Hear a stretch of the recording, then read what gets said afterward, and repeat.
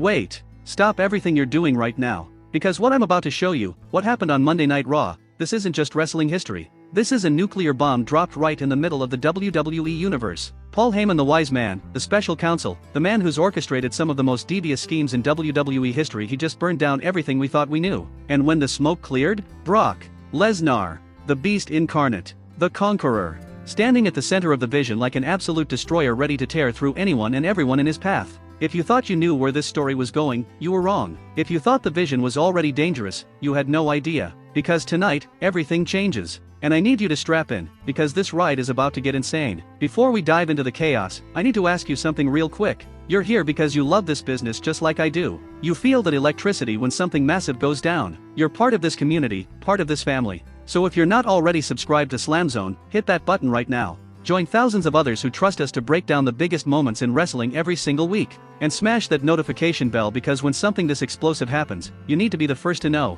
Drop a comment below and tell me, did you see this coming? Because I sure as hell didn't. Now let's get into it. The arena is electric.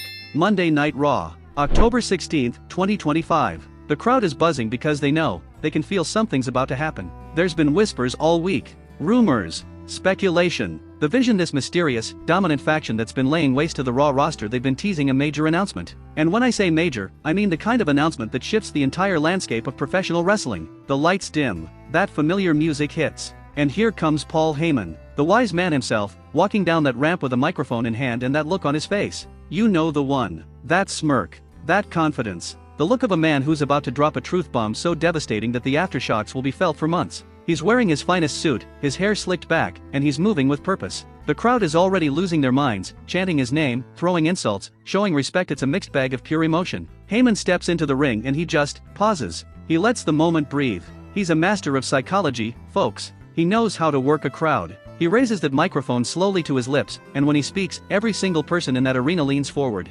Every fan at home turns up their volume. Because when Paul Heyman talks, you listen. He starts off slow, methodical. He talks about power, about legacy, about how the Vision was created to reshape WWE in an image of dominance. He talks about how for weeks now, everyone's been asking the same question: who's pulling the strings? Who's the real mastermind behind this group? The crowd is eating it up. Some are shouting names, others are just stunned into silence, because they know whatever comes next is going to be huge. Heyman paces the ring like a lawyer about to deliver his closing argument. He talks about respect, about fear, about how the locker room has been trembling at the thought of what the Vision represents. He mentions how superstars have fallen, how championships have been threatened, how the entire hierarchy of Monday Night Raw has been turned upside down. And through it all, there's been one question nobody could answer: who would be powerful enough, dominant enough, destructive enough to lead a group like this? The tension is thick. You can cut it with a knife. Cameras are panning across the crowd and you see faces twisted in anticipation. Some fans have their hands on their heads, others are on their feet.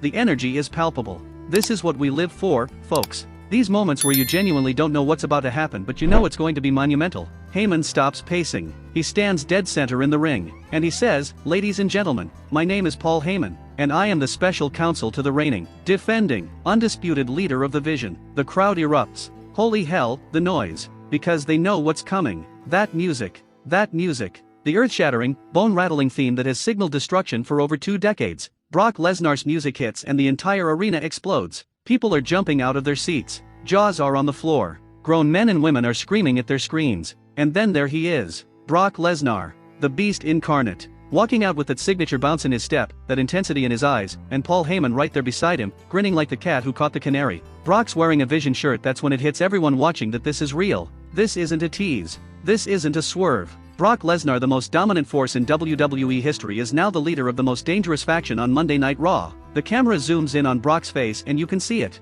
The focus. The hunger. This man doesn't just want to compete, he wants to conquer. He wants to destroy. Every step down that ramp feels like a countdown to chaos. Heyman is talking beside him, probably hyping him up, but you can't hear it over the roar of the crowd. This is sensory overload in the best possible way. They reach the ring and Brock climbs over the ropes like they're nothing. He stands in the center, arms raised, soaking in the reaction. Half the crowd is chanting his name. The other half is booing with every ounce of energy they have. And Brock? He doesn't care. He feeds off it. This is his element. This is where he thrives. Heyman takes the mic again and the arena quiets just enough for him to speak. He talks about how Brock Lesnar doesn't need the Vision needs Brock Lesnar. He talks about championships, about domination, about how every single superstar in the back better be prepared for war because Brock isn't here to play nice. He's here to take everything. The Universal Championship, the Intercontinental Championship, respect, fear, legacy, all of it belongs to the Vision now. All of it belongs to Brock. And then Heyman drops another bomb. He says the Vision isn't just about Brock.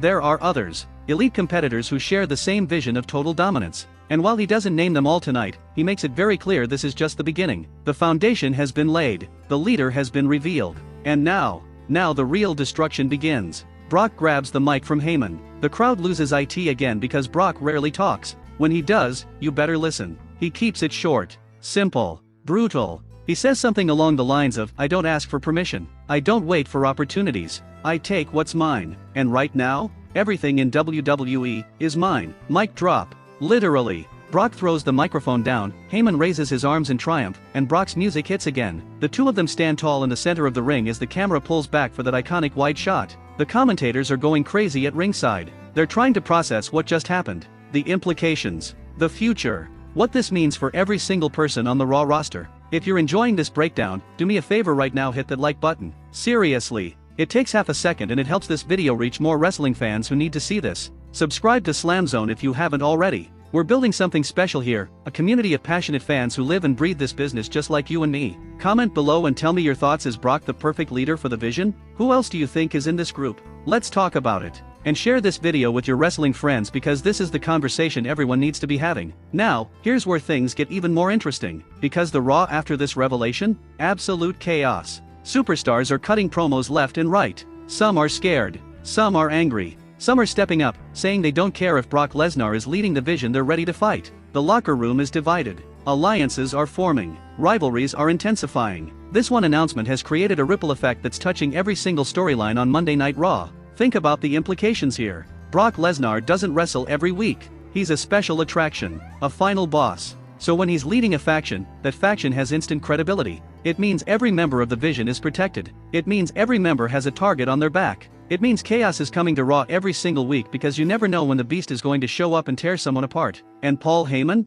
Oh, this is vintage Heyman. This is what he does. He aligns himself with the most dominant force in the company and he orchestrates masterpieces of manipulation and strategy. Remember his work with CM Punk? With Roman Reigns? With Brock before? The man is a genius. And now he's got the keys to the Vision with Brock as his ultimate weapon. Let's talk about potential matchups because this is where my brain starts going into overdrive. Brock Lesnar versus Seth Rollins again? Money. Brock versus Drew McIntyre in a battle of monsters? Box office. Brock versus Gunther in a clash of two absolute titans? That could main event WrestleMania. And if the Vision has multiple members like Heyman hinted, imagine the possibilities. Imagine the destruction this group could cause at Survivor Series, at the Royal Rumble, at WrestleMania. The beauty of this angle is that it's not predictable. Sure, we know Brock is a beast. We know he's going to dominate. But who is he targeting? What are the Vision's actual goals beyond domination? Are there titles they want to collect? Are there specific superstars they want to destroy? These are questions that are going to keep us glued to Monday Night Raw every single week.